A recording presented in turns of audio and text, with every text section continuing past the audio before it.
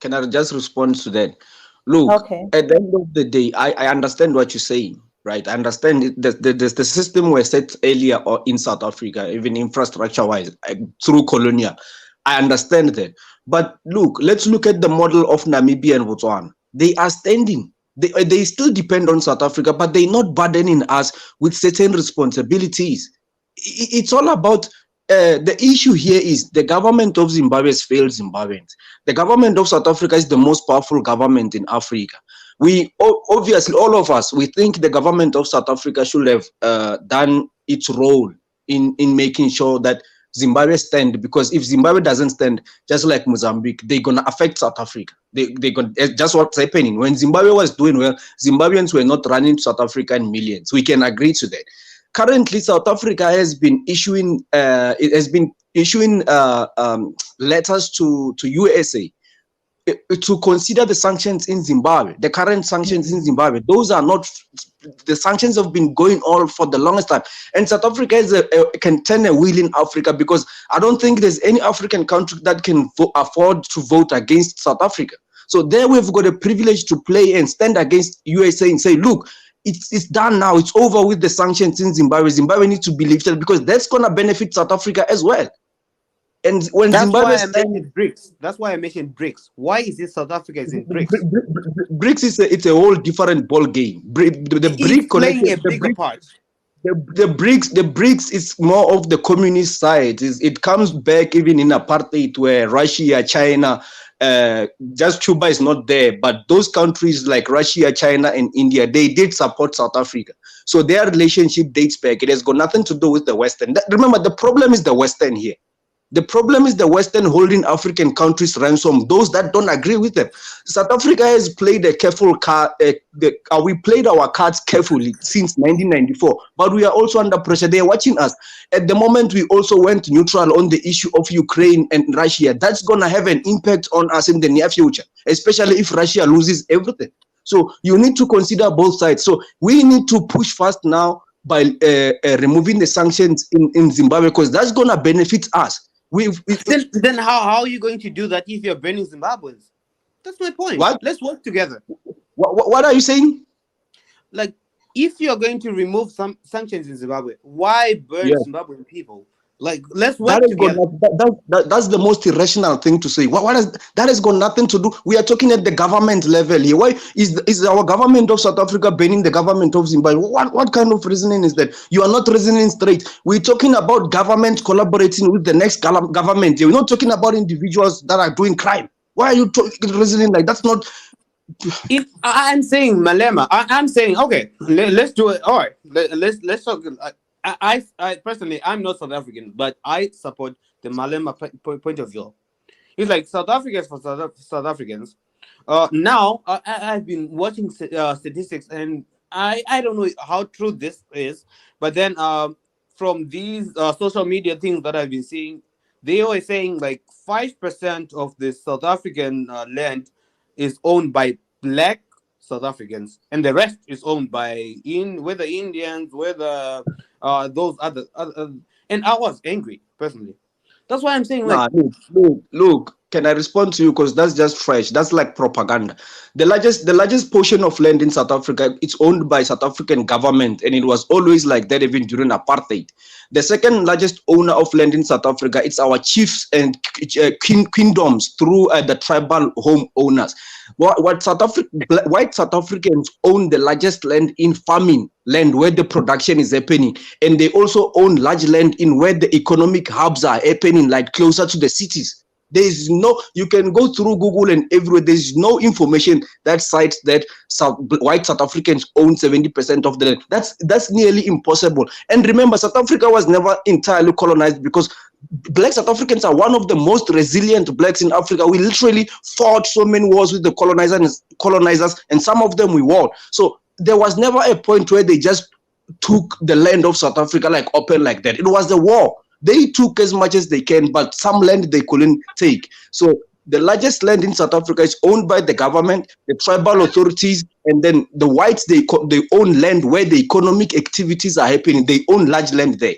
Here's the thing. The other thing I need to mention with you, to my African brothers, Johannesburg Stock Exchange is the largest stock exchange in Africa. JSE. It's black South Africans control more than 34%, 35% of direct investment there.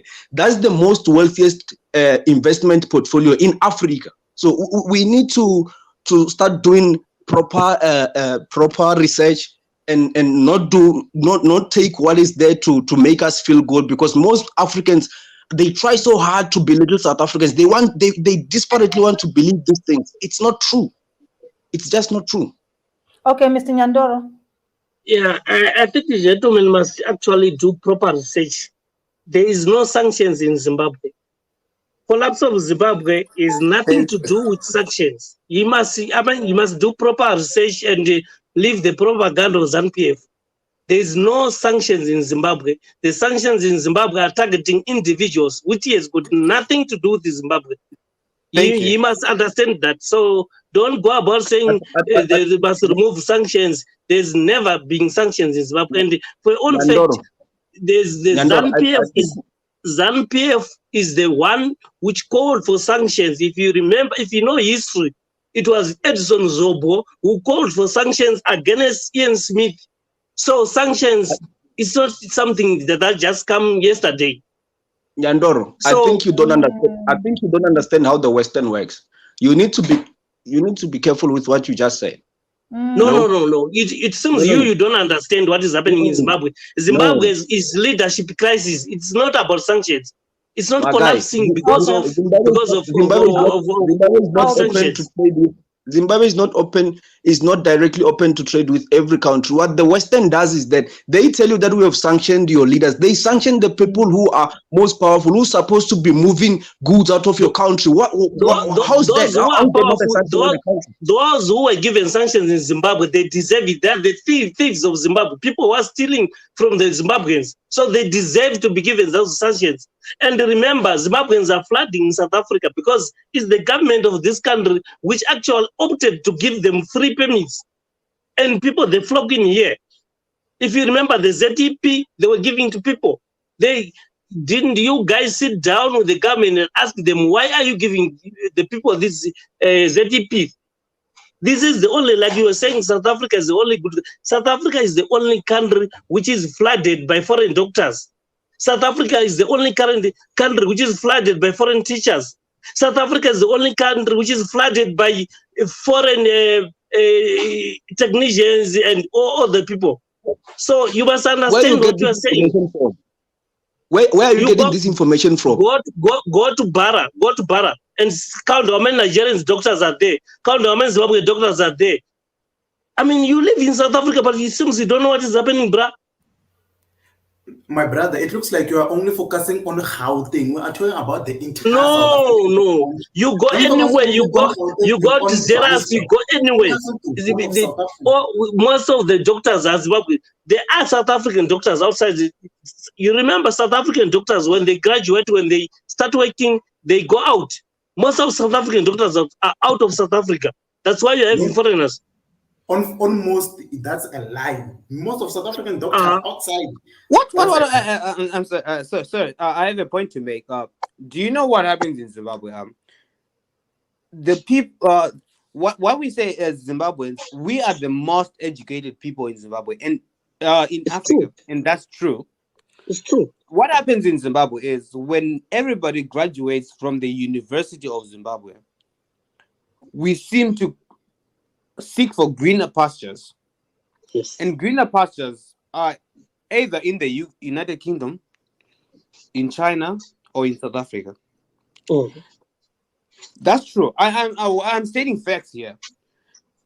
As a family man, if my kid graduates in Zimbabwe, just because that's an internal issue, our government has failed us. Okay, good. But then I still have to provide for my family. I would wish for my family to have a brighter future. That's why we have doctors graduated from the University of Zimbabwe. It used to be the University of Rhodesia, Nyasaland, like way back. These are institutions that are recognized world over. Why is it the United Kingdom asked doctors from Zimbabwe? Why is it our educational system is super strong? Just because we provide, I would say cream. We provide the best. And then the reason that what Zimbabwe is now failing is because all of the people, like look at the people who are in the UK, look at the people who are in the world over. I'll just say world over. Most Zimbabweans world over, they are the most educated. All right, I'll talk about ESCOM. Let's talk about South Africa. ESCOM. Yes. How did Yes. ESCOM go to South Africa? Yes. It's because of strife. He Oh. he couldn't invest in Zimbabwe, but South Africa had what he needed as a business. What he needed as a businessman. Look Yeah. at Nigeria. We're talking about same ESCOM.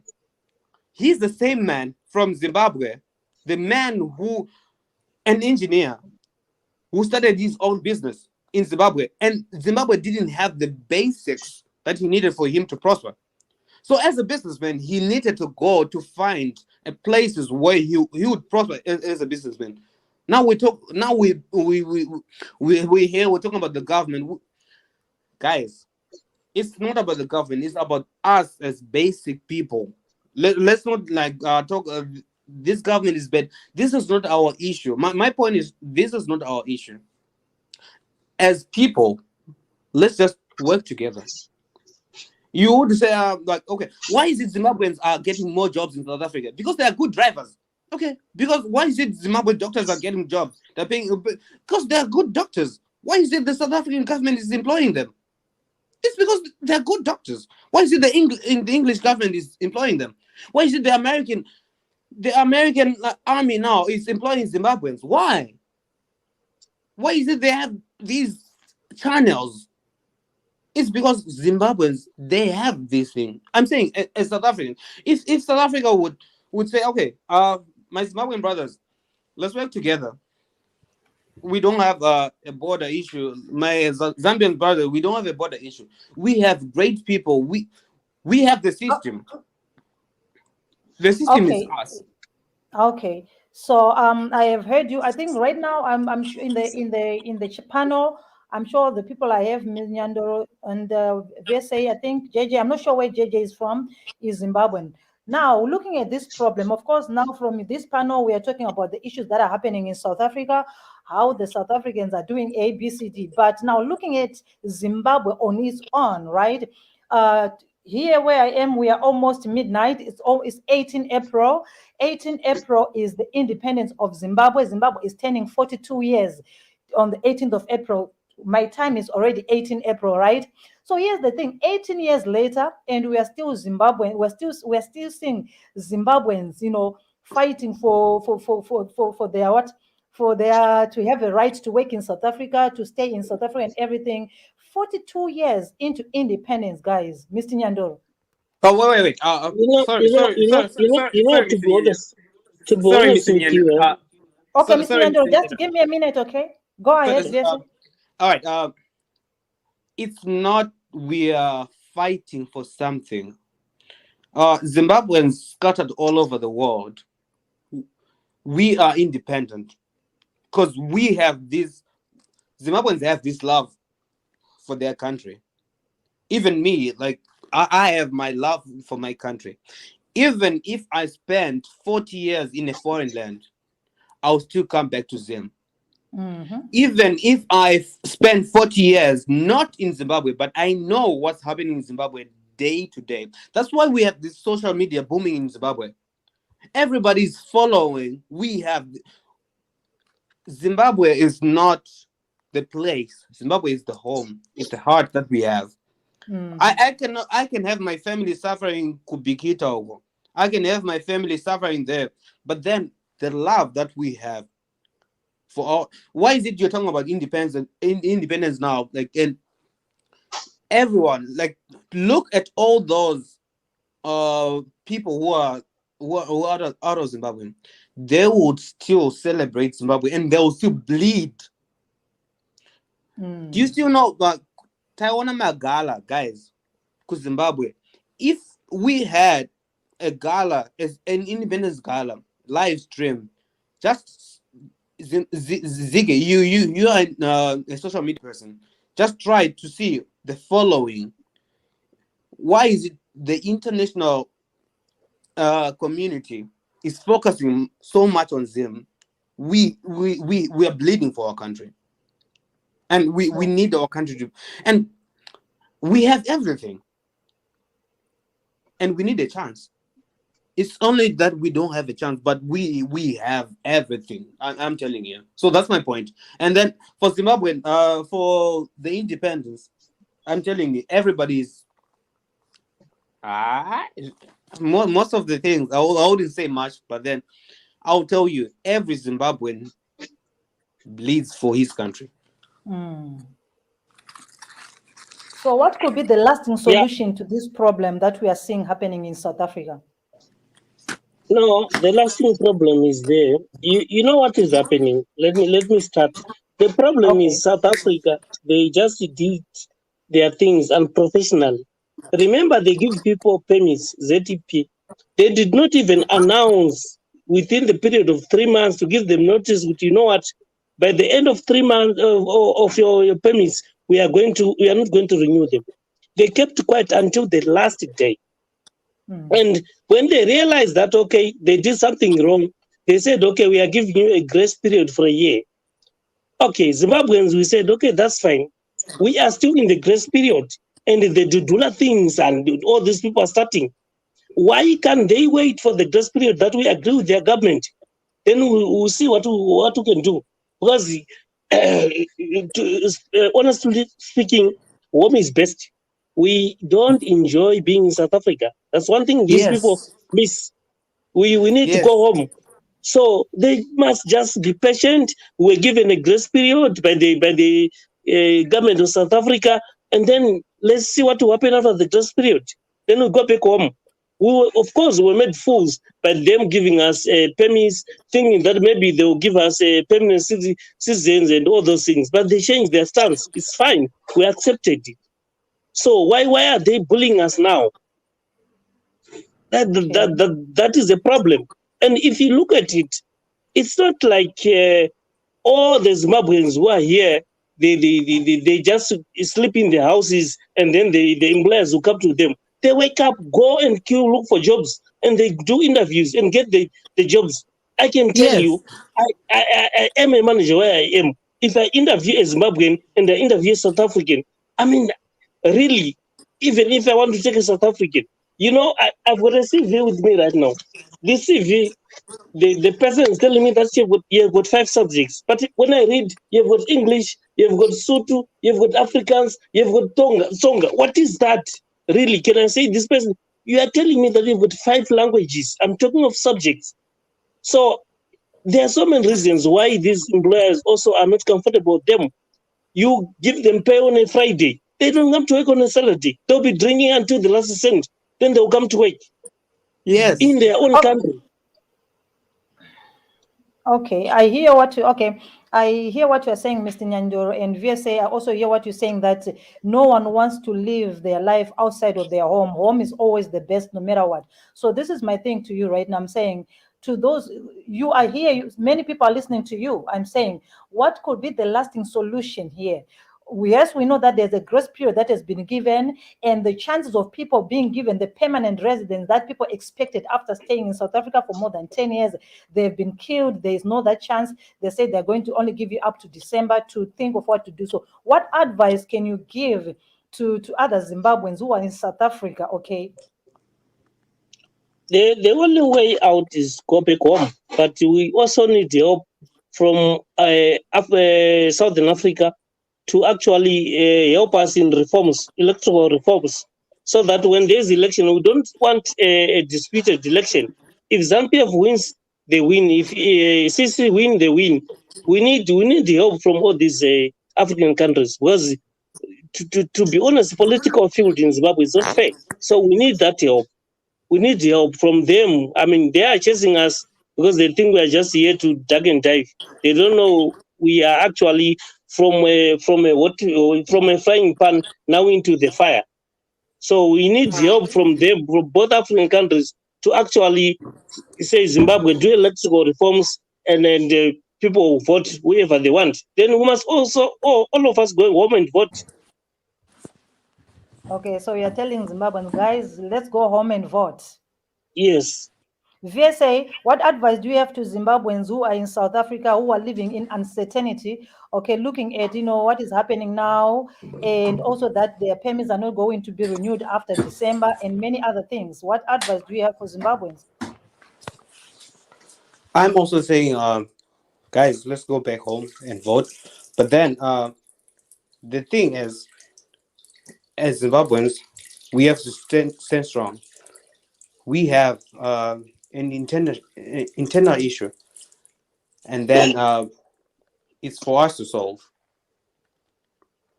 But then when we're out there, let's keep strong. We have the love for our country. Let's bleed for our country.